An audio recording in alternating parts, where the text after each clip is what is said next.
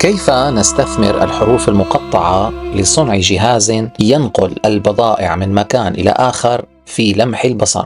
تحية من عند الله عليكم مباركة طيبة. قبل ما نبدأ محاضرة اليوم في عنا تصحيح بسيط كتير للحلقة الماضية. أنا عم بتطلع بمثلا سورة قاف فلقيت أنه هي رقمها 50. طيب 50 بالنسبة للسور اللي هن 114 معناتها هي أقل من النصف، لأنه النصف 57. طب هي كانت أقل من النصف، لما حولناها لنسبة مئوية طلع معنا 57. طب هي 57 بالمية، يعني بالنسبة المئوية صارت أكثر من النص، مع أنه هي بالواقع أقل من النص. فحسيت في خطأ بالموضوع، فقلت خليني استشير الذكاء الاصطناعي شات جي بي تي، وطرحت عليه السؤال مثل ما كنتم شايفين، وقال لي في فرق، أنا قسمت شيء على شيء بدل ما أقسمه على الرقم الثاني، نفس الأرقام لكن ترتيب الأرقام بيختلف شوي. فأعطاني رقم لقيت إنه فعلا 50 هيك لازم تكون، وكمان تأكدت من الذكاء كلود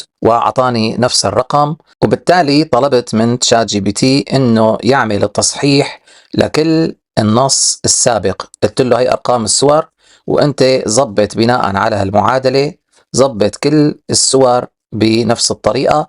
فأعطاني الحل ونسخته ولصقته بالملف الجديد، فصار بهالشكل هاد. وكان عاطيني بدال الفاصلة نقطة، كان حاطط هون نقطة، فلما اجيت لصلح المخطط هاد فلما اكتب له نقطة يرفض القيمة، فحولتهم لفواصل لحتى قبلها. والمهم صار عنا المخطط بهالشكل هذا ونفسه المخطط الماضي، لكن في فرق بسيط انه صاروا يعني مكثفين النقط بالنصف الاول اكثر شوي، يعني قربوا لهون اكثر شوي. فهو صحيح اختلاف بسيط، لكن لازم طبعا لما واحد بده يعمل جهاز دقيق لازم يكون دقيق جدا بشغله. شفنا بالحلقة السابقة كيف انه كل سورة فيها حروف مقطعة إلى رقم بالقرآن. طبيعي سورة البقرة رقم 2 لأنه هي تاني سورة اجت بالقرآن، وهكذا. فهذا المخطط كان واضح عندكم. ولاحظنا مثلا انه حاميم اجت ب7 صور ورا بعض، كلياتهم حاميم بدايتهم سور 7. فمهم بناء على كل اللي حكيناه بالمرة الماضية، فنحن لو بدنا نساويهم ضمن مجموعات مشان نختصرهم يعني، فمجموعة حاميم نعتبرها 7 سور، فبالتالي ناخدها 7، بنختصر حاميم كلياتها برقم 7. مجموعة الميم عبارة عن 4 سور متتالية يلي هي هون من 29 ل 32. أما الميم الأولى فهي سورتين، البقرة وآل عمران، إذن 4 ترمز للثانية و2 ترمز للأولى. طيب طا سين ميم عبارة عن 3 سور متتالية، لكن الوسطى منهم هي طا سين فقط. إذن حكينا هالكلام مرة ماضية. إذن هالمرة حنقسمهم على نظرية ومبدأ إنه نعتبر يلي اخترقتهم يلي هي طا سين اخترقت الانسجام تبع طا سين ميم وطا سين ميم، يعني اخترقت هالانسجام هاد بأنه حذفت الميم. فالمخترقات هدول رح نعتبرهم أنه هن نفسهم مبدئيا، لنشوف من هالجانب هاد شو ممكن نكتشف. إذا رح نعتبر هدول كأنهم 3، كأنهم طا سين ميم 3، مو أنه في وحدة تخترقهم.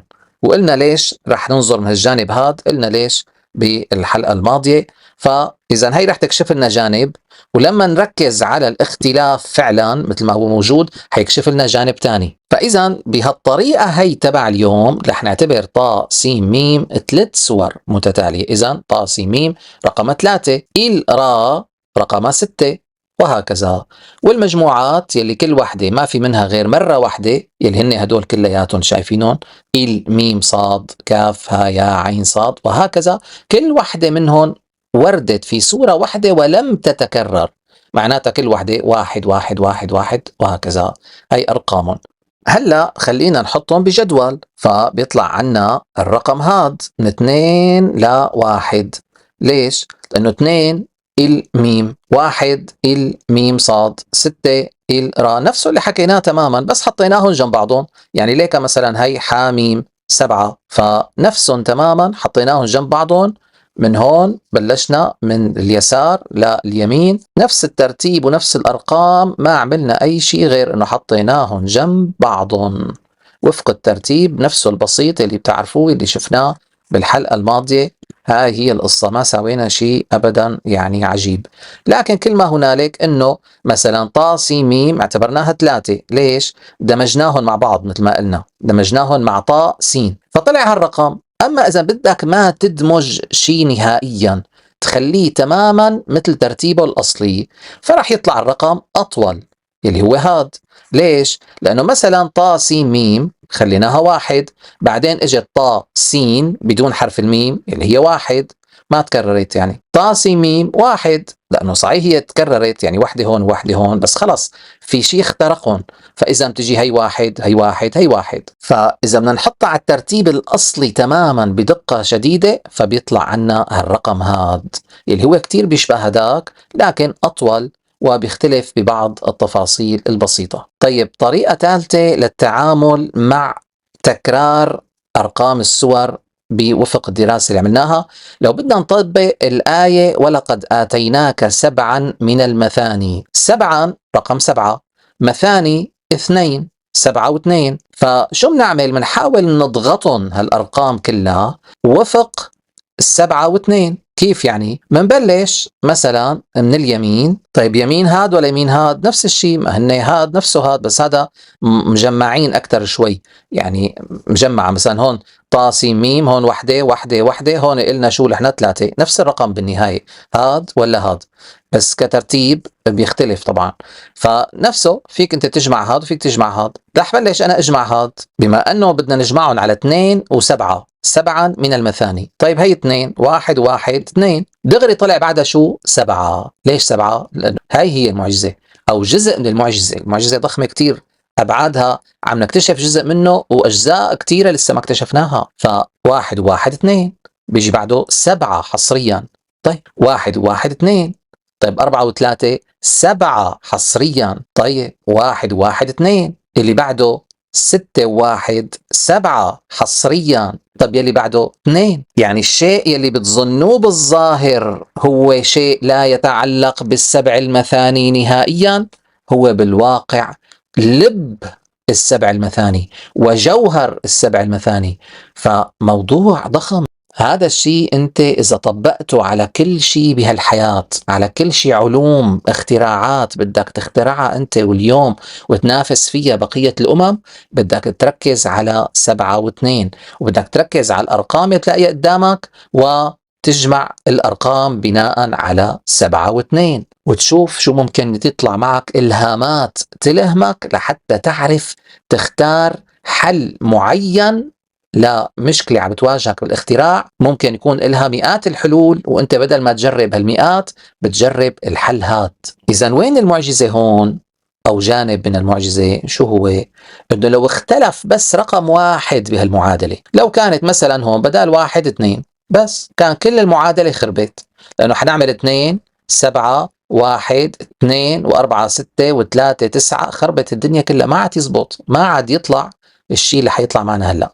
فاذا بعد ما جمعناه 2 7 2 7 2 7، او اذا عملتها مع هذا الرقم طبعا نفس الشيء، فحيطلع عندك هذا الرقم 2 7 2 7 2 7 2. طب هلا بدنا نشوف شو علاقتها بالآية يلي لو قدرنا نفككها 100% حنقدر نعمل شيء ينقل البضائع من مكان لمكان بلمح البصر. تصور ممكن ساعتها المواصلات والشحن الجوي والشحن البحري وإلى آخره، ممكن نعمل شيء مرعب قدام البشرية ونحقق معجزة تخلي الناس كلها تعرف إجباري عنها عظمة القرآن، إضافة للمعجزات الكثيرة اللي حكيناها من قبل. فهي الآية قال الذي عنده علم من الكتاب أنا آتيك به قبل أن يرتد إليك طرفك. فهي المعجزة لما نقل عرش ملكة سبأ لسليمان قبل أن يرتد لسليمان طرفه بسرعة رهيبة، فهي الآية أنا نسختها منين؟ من مخطوطة الأصلية، فبالتالي شكلها بيختلف طبعا طريقة الكتابة عن الطريقة يلي موجودة بالنسخة اللي بين إيدين الناس، لكن المعنى نفسه. لكن ليش باخذها من المخطوطة؟ حتى آخذ العدد الصحيح لعدد الحروف، لأنه المخطوطة الأصلية ربنا عرفان أنه بعد فترة العرب رح يضيفوا حروف حتى يقدروا يفهموا النص أكثر بلغتنا اليوم، لكن هو تعمد انه يكون النسخة الأصلية ما فيها حروف، يعني مثل الحروف اللي عندنا مثلا كتاب ما في داعي تحط ألف مثلا، فتعمد هالشيء. ليش؟ لأنه بده يحافظ على عدد معين للحروف. فهذا شيء أحد الأهداف وأحد أسباب أنه ليش مخطوطة يعني شكلها يختلف من ناحية الحروف الصوتية مثلا. فمنلاحظ إذن أنه عدد كلماتها 38 هالآية هي الطويلة. عدد حروفها مع الفراغات، نحن مثل ما تعلمنا بحلقات سابقة أنه لازم تحسب الفراغات، فعدد حروفها مع الفراغات 171. رقم الآية ضمن السورة 40. رقم السورة ضمن ترتيبها بالقرآن 27. وهي السورة من سور الحروف المقطعة. إذن هي كمان إشارة قوية كتير إنه أنت لتفك هالرمز هاد لتعرف تنقل البضائع بطريقة خارقة بدك تستعين بالحروف المقطعة، لأنه هي آية ضمن سورة من سور الحروف المقطعة رقم 27. معناتها شو؟ معناتها هي سورة النمل. مبدئيا حنحكي بس عن التشابه اليوم بين هالأرقام هي والأرقام الثلاثة اللي طلعت معنا. مو رحنا طلعنا 3 أرقام، هذا الرقم الأصلي وهذا مضغوط شوي وهذا مضغوط كتير حسب السبع المثاني. فبتلاحظ مثلا 171 بتلاقيها هون، هي 171 ونفسها هون. طيب إذا هدول الواحدين جمعناهم مع بعض صار عندنا 2، صار 72. وإن كان هالشيء يعني في شيء من التكلف، لكن 27 يعني إذا هي صعبة تقول عنها 27 لأنه الواحد هون والواحد هون. حلو. طيب رقم السورة 27، شوف ال27 هي 27 وهي مضغوطة خالصة أسهل يعني لا تفهموها، هي 7 وهي 2 27. طب هي 7 وهي 2 27. طيب ما هي السبع المثاني كلها 27 أصلا معظمها. حتى 40 على الصفر هو تمت إضافته، البشرية ضافوه على الأرقام مؤخرا، يعني بعد فترة من ظهور الأرقام ضافوا الصفر، أما هي الأصل الأرقام ما فيها صفر. ونحن لما بنحسب مثلا تفسير منام، لما بنعمل أي شيء يعني بيتعلق بالقرآن ما بنحسب الأصفار. فالأربعة إذن موجودة هون، هي 4 وهي 4، وإذا جمعت 3 1 4 وهكذا. إذن في تشابه إلى حد ما من جهة ما مع هالأرقام الكونية، وإن كان هذا التشابه لا يمثل معجزة. يعني هذا التشابه الأخير لا يمثل معجزة، لأنه نحن مثلا عم نقول هي زائد هي زائد هي، يعني هذا ما يمثل معجزة مثل مثلا معجزة اكتشافنا لهاد، مثل معجزة اكتشافنا لهاد. يعني هدول حنشوف كيف بدنا نحولهم لمخططات. هدول لهم قيمة أكثر باكتشاف معجزة من أنه يكون هاد بيشبه هاد يعني. لكن عم نحكي أنه حتى في شيء من التشابه. يعني هذا الدليل الأخير اللي حكيته هو دليل استئناسي ضعيف، مو مثل قوة الأدلة اللي حكيتها من قبل والأدلة اللي راح نحكيها. طيب أحد المفاصل الرئيسية بهالآية هي حتى نكتشف أسرارها شو هو؟ سليمان قال لك شو ملخص القصة هي كلياتها. شو هو؟ قال لك هذا من فضل ربي. إذن ونحن اللي درس معنا سلسلة حلقات رحمات وإلى آخره ودرس كل الحلقات بالقناة ما روح عليه ولا حلقة واحدة بالتسلسل لحتى وصل لهون بيفهم شو يعني قيمة من فضل ربي، شو بتفرق عن فضل ربي، شو بتفرق عن فضل من ربك مثلا. فمن فضل ربي إذن نحن لحتى نقدر نحللها ونفهمها بدنا نبحث عن الآيات بالقرآن يلي حصريا عم تحكي عن من فضل ربي، يكون في حرف المن موجود. لذلك تطلع معنا آية وحيدة يلي هي عم تحكي عن من فضل ربنا، يلي هي ربكم. شوف العلاقة بالرب كمان، ربكم الذي يزجي لكم الفلك في البحر لتبتغوا من فضله، يعني من فضل ربكم. إذن هي من فضل ربه. إذن هي الآية رح تساعد بفهم السر الموجود بهالآية هي، إنه كيف انتقل عرش بلقيس أو ملكة سبأ خلينا نقول. فبالتالي أول نقطة بتلاحظوا إنه هي فعلا عملية نقل هون، يعني فعلا هي عملية نقل. هي شرحناها بحلقات رحمت، ما فيني ارجع عيد كل شيء أنا، لازم ترجع أنت تشوف كل الحلقات. فبهداك الوقت أثبتنا بالدليل على أنه هالآية هي فيها يزجي وفيها رحيم، أنه هدول ثقل الآية. يعني أنه كيف كان ربنا رحيم؟ لأنه هي الآية الوحيدة اللي ذكر فيها رحيم لوحدها، صفة رحيم لوحدها بدون صفة تانية، يعني ما فيها الرحمن الرحيم مثلا، رحيم لوحدها. ليش؟ لحتى يشرح لك شو يعني رحيم. فاستنبطنا وقتها بهديك الحلقات إنه رحيم بمعنى الاستقرار، يعني يزجي السفن، يعني عم يخليها تتحرك بحركة لطيفة بالبحر لحتى تقدروا تبتغوا من فضله. شو يعني؟ لحتى تقدروا تنقلوا البضائع تبعكم في السفن، لحتى تقدروا تنقلوها لازم يكون حركة البحر لطيفة، مو هائج ومائج وبالتالي بتغرق السفينة. بده يكون ربنا يزجي، بيحركها تحريك لطيف. إذا شو سر هالشي هذا؟ لأنه ربنا رحيم، لأنه الرحيم بتعطي الاستقرار مثل ما أثبتنا بأدلة كتير ما رح نرجع نعيدها. إذا هو بيحرك السفن بحركة لطيفة، بس مو بيحركها لمدة ثواني دقائق وبعد شوي بيعمل الموج هائج فبتغرق، لا، بيحركها بشكل لطيف ورحيم. إذا شغلة مو قليلة إنه تكونوا الآيتين اللي عم تحكي عن فضل ربنا، إنه من فضل ربنا الشغلتين العلاقة بنقل الأشياء من مكان لآخر. إذا هذا نوع من الإعجاز مثل ما حكينا بحلقات رحمت. طيب هي الآية اللي بسورة الإسراء تعالوا نشوف كمان عدد حروفها. عدد حروفها مع الفراغات 67، عدد كلمات هالآية 14، رقم الآية 66، رقم السورة 17. ففي تشابه كمان، وهذا بنرجع بنقول هذا الدليل الضعيف، هذا الاستئناسي، يعني مجرد تشابه لطيف. فمثلا 66 هي تكرار لرقم 6، 66 يلي هو موجود بالرقمين الطوال، سواء موجود بوضوح أو هون لما بتجمعه. عندك 67 الستة موجودة مثل ما قلنا، السبعة واضحة كتير، السبعة بكل الأرقام خاصة بالسبع المثاني. رقم السورة 17 يعني بيشبه هذا الرقم تماما يلي هو هون، لكن بالسبع المثاني السبعة منه فقط. طبعا هون لاحظ كمان نوع من الإعجاز، إنه رقم السورة 17 وفيها الآية يلي عم تحكي عن فضل ربنا. طيب بالثانية اللي عم تحكي كمان عن من فضل ربنا، الثانية تبع ملكة سبأ، هديك عدد حروفها مع الفراغات مو 17، 171، بس بتشبهها بالرسم.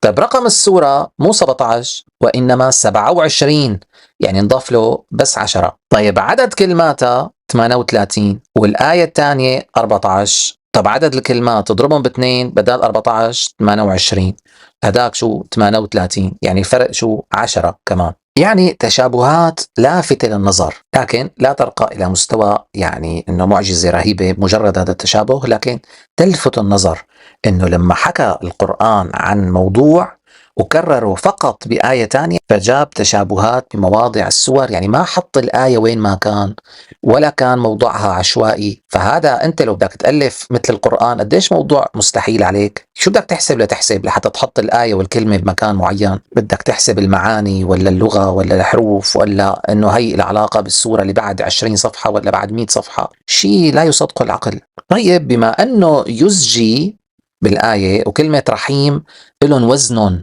بموضوع نقل الأشياء مكان لآخر، فهات يزجي وهات رحيم. لو حولنا يزجي لحروف مقطعة فبصير عنا يا زين جيم يا، معناتها 4 مقاطع، عدد حروفها مع الفراغات 13. رحيم را حا يا ميم، مقاطعها 4، حروفها مع فراغات 12. طيب أول شيء المقاطع 4 متطابقة، لأنه رحيم ويزجي لهم وزن مشابه لبعضهم بعملية النقل هي غير المألوفة للمعتاد، النقل السريع الخارق. 2 4 مقاطعهم. طيب عدد الحروف مع الفراغات كتير متشابه، 12 13، يعني ليش ما كانوا 2 12؟ وكأنه فيها إشارة إنه أنت لازم تحط الرحيم قبل يزجي، مشان هيك هي 12 وهي ترتيبها 13، معناتها مين أول؟ 12، معناتها رحيم أول بعدين بيجي 13، صح؟ هذا شيء طبيعي. معناتها شو بتقول أنت؟ بتقول رحيم يزجي، يعني فاعل وفعل، بتحط الرحيم أول ويزجي. إذا ضمن المعادلة اللي بدك تحطها أنت بالجهاز بدها تكون رحيم يزجي. طيب هلأ تعالوا نحاول نصنع جهاز بناء على الأرقام السابقة. عنا مثلا لو بدنا نستثمر ونحول هذا الرقم اللي شفناه نحوله لمخطط لجهاز أو جزء من جهاز. طب هذا كيف بدنا نحوله لجهاز واقعي؟ بالواقع إذا أنت مثلا بدك تجيب خط في عليه 100 نقطة، فبدك ترفع النقطة الثانية منه، الثانية بدك ترفعها لفوق مشان تعمل نتوء، بعدين بدك ترفع النقطة السابعة، معناتها بين 2 و7 في 3 و4 و5 و6 ما بدك ترفعهم، فرح نعتبرهم شو؟ نقاط سلبية. يعني شو يعني ترفعهم؟ يعني مشان يصيروا مخطط مثل هاد، مشان ترفع أنت النقطة الثانية والأربعة وخمسة وستة ما ترفعهم، ترفع السابعة. فإذا مشان يصير واقعي بدك تذكر الأرقام يلي بيناتهم 2، بعدين في 5 أرقام ما رح نرفعها لفوق، بعدين حيجي 7، بعدين في 5 أرقام. إذا هدول هذا الرقم بالواقع في 5 بيناتهم، لكن شو الفرق؟ إنه ال5 هدول ما رح نرفعهم لفوق، معناتها اللي بالأحمر أرقام سلبية وهدول الأساسيات إيجابية. إذا أنت النقطتين عم ترفعهم، عندك نقطتين رفعتهم، تركت 5 رفعت 7، تركت 5 رفعت 2، يعني 2 7 2 7 2 7 وهكذا. وبدك فيك تقفله للشكل من تحت، فصار عندنا مثلا مثل وشيعة بتحطها ضمن جهاز كهربائي، بتشوف مثلا ممكن تقوي الإشارة تبع الراديو مثلا، ممكن تفيدك بموضوع تاني أعمق من هيك باختراعاتك. كل واحد بتلهمه شيء معين، حتى هي بتشبه الأهرامات من هون يعني، لكن موضوع طبعا أعمق هون. هذا في حال بدنا نرسم الشكل تبع مين؟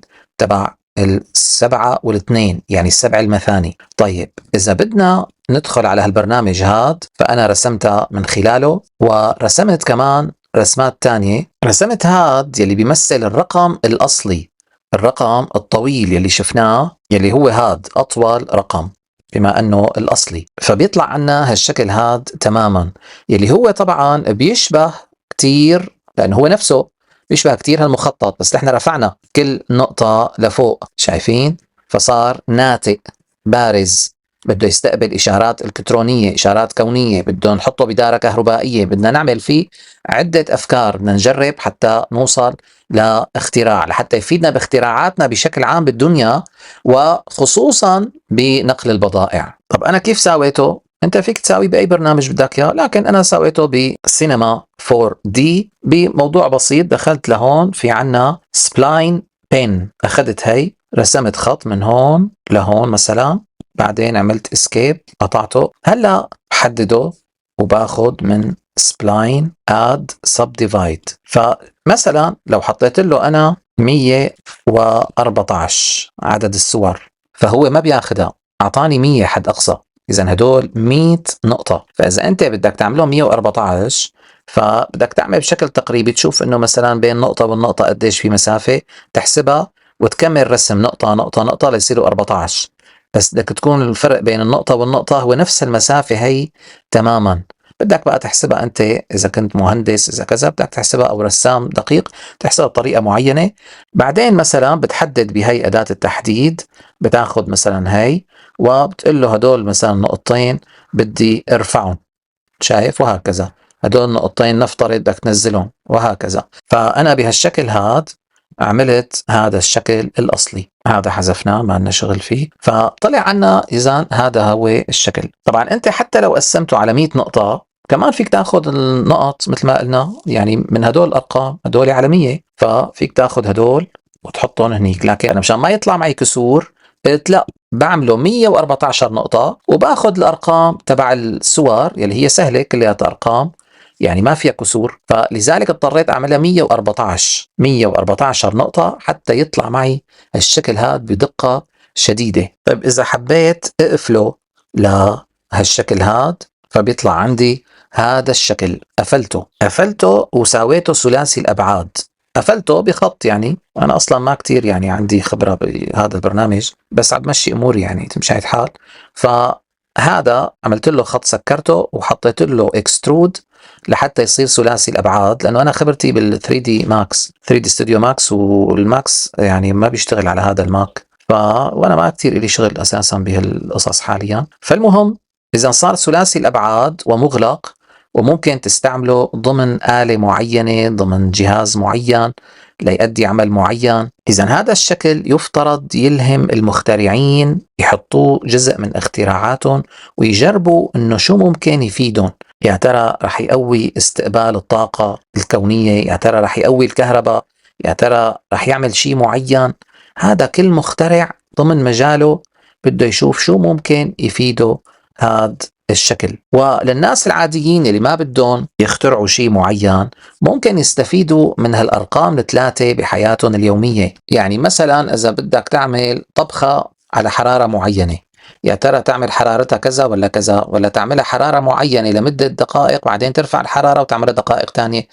يعني فأنت ممكن تلهمك هالأرقام أي شيء حتى ببيتك، حتى لست البيت، بس مو معناتها أنت فهمك لهالرقم هاد وتجربته رح ينجح دائما، لأنه هاد عبيلهمك، يعني بيعطيك احتمالات، بيعطيك فرضا 20 احتمال، يمكن واحد منهم يزبط والباقي كله يفشل. يعني ممكن تحترق معك الطبخة وممكن إلى آخره، فواحد بده ينتبه. يعني هذا بيلهم، يعني هذا إذا أنت محتار بموضوع معين بيلهمك، مو أنت تكون حافظ شغلة ومتأكد منها 100% وتجي تستثمر رقم من هدول فتفهمه غلط أنت أو يوحي لك بطريقة غلط فتخرب الشيء اللي أنت كنت تعمله. هذا مجرد إلهام للناس المحتارين بحل أشياء معينة، بدءا من الحياة البسيطة اللي احنا عايشينها اليومية لأعلى مستويات الاختراع العلمي. لذلك عم بقول لكم حاولوا أنتم كمسلمين عرب إنه تستلهموا من هالأرقام هي أشياء تفيدكم قبل ما الغربيين اللي حيترجم هالكلام إلهم، قبل ما بعضهم يكون ملحد مثلا ويستفيد من هالأرقام هي. لذلك حتى أنتم هالحلقة هي لا تنشروها للناس العرب إذا كان بعضهم أنت شايفه إنسان سيء، أخلاقه سيئة، يعني ما بيستاهل هيك علم، ممكن يعمل جهاز ويستغله بشكل سيء أو يحتكره أو ما يخلي حدا غيره مثلا يستفيد منه إلى آخره. فأنت الحلقة بس اهديها إذا حبيت للناس اللي بتحبهم واللي بترتاح لأخلاقهم. طيب شو تتمة هالحلقات؟ لحنا قبل ما أورجيكم أنا بشو استثمرتها وشو عملت، رح أعمل توقف للحلقات عن هالموضوع هذا بالذات، عن هالجانب هذا بالذات من الحروف المقطعة، رح أوقفه شوي لحتى أعطيكم فرصة أنتوا تبدعوا وتخبرونا بإبداعاتكم، والحمد لله رب العالمين.